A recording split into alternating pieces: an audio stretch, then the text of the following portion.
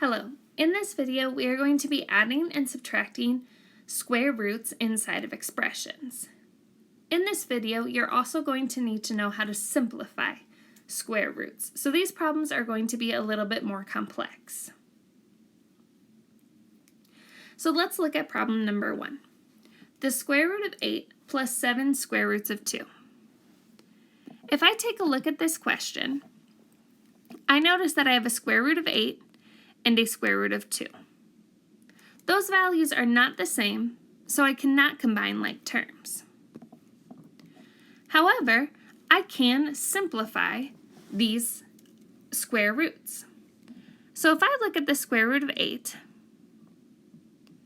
and make a factor tree, so 8 is really 2 times 4, and then 4 can be divided again into 2 times 2. Which means that the square root of 8 can be rewritten as 2 times 2 times 2.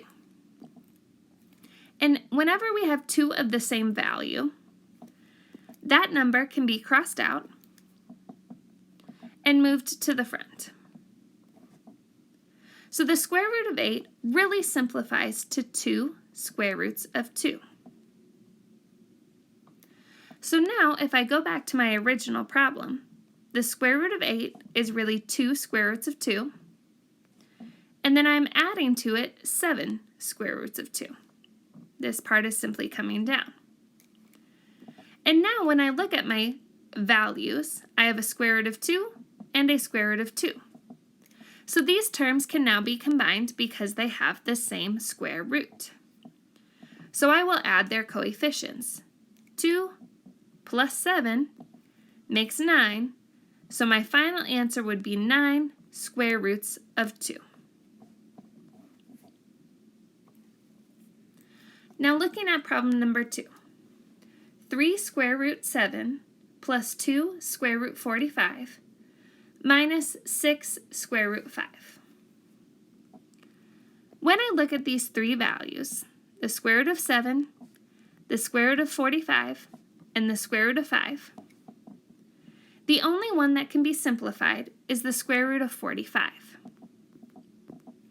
Because if I think about dividing 7, I cannot. It is a prime number.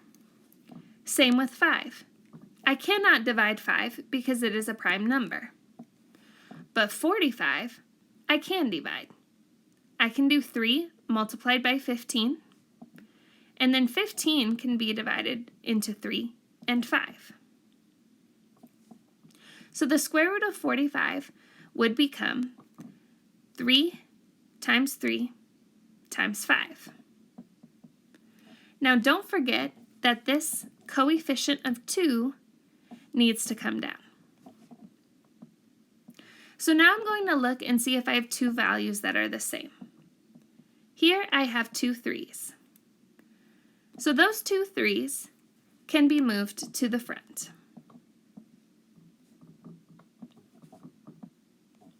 So 3 times 2 would make 6, and then my 5 will come down to be 6 square roots of 5. Now, I need to bring down this term, so minus 6 square roots of 5, and bring down this term, 3 square root 7. And now when I look at my square roots, I have a square root of 7, a square root of 5, and a square root of 5.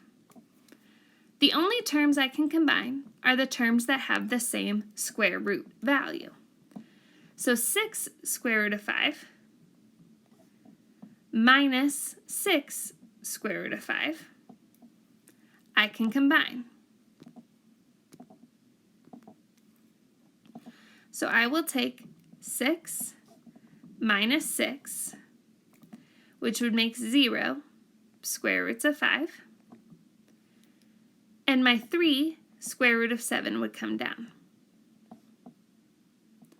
Now, anytime our coefficient is a 0, 0 times any number makes 0.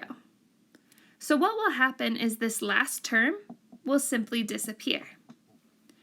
And our final answer is going to be 3 square root 7.